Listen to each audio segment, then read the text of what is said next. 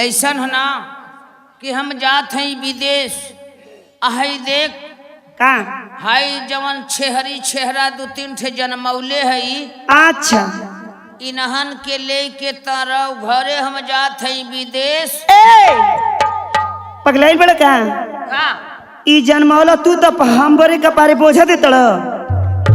ई बताओ कि ना कमाइब तई लोग मामा लोग का खई या ता का खैबी या का पहिरबी।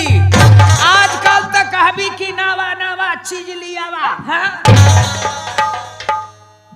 हम माना तड़ी कि हम ना नया पहनब ना पुरान पहनब, अच्छा लेकिन ये बताए और परदेश में जात कहाँ बड़ी। हम जात है कमाई कोनो कंपनी में लग जाए या तो झुकबै करब या तो नहीं तो कोनो मशीनिया चलाई आ नहीं तो कोनो चीज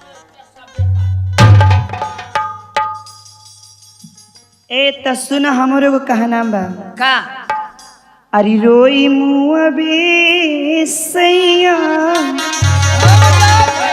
अरे जईबा जो पुरबा के दिशा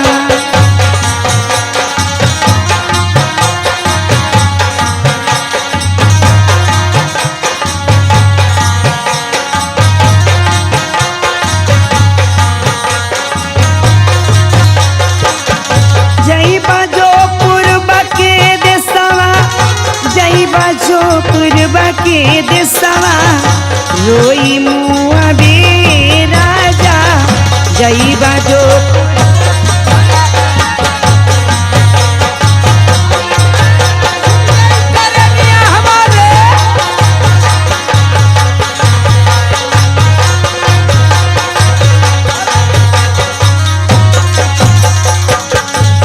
देख का हम कमाई ना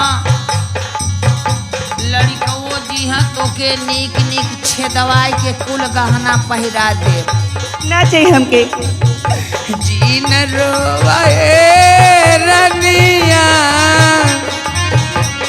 जानत है बोली जीन रोवाए रनिया जाए दा पूर्व के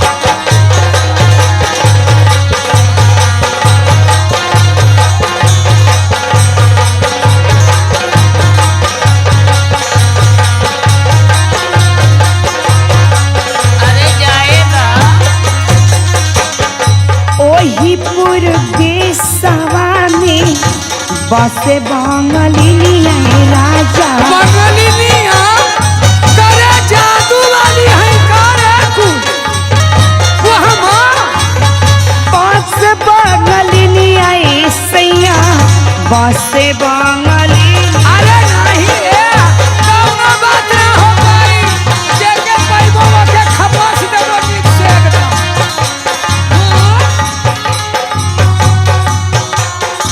कौनो जादुआ चलाई के टोनवा मारी दी होए राजा जादुआ चलाई के टोनवा मारी दी होए राजा जईबा जो पूर्व की दिशा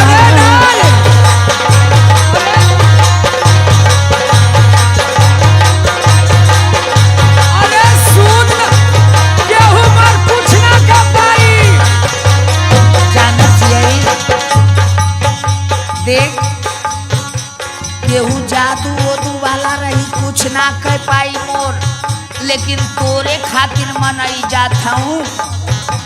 काली आई वो जानत यही काली बन जानत यू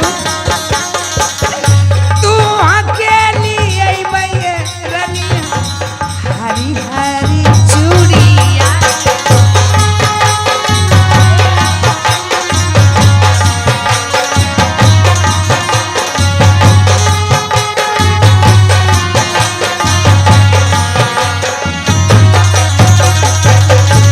तू अकेली आई मैया रनिया हरी हरी चूड़िया हो।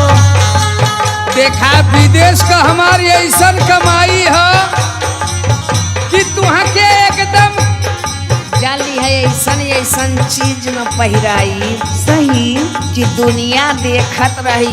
तू कहीं पहिर लिहा छेदवाई के मुँह से ना कौन मतलब है। कहीं छेदवाई लिहा चूड़िया रे पहिराई मजबा चूड़िया रे पहिराई मजबा ले ले बये रनिया जही बजब पूर्व रहते समा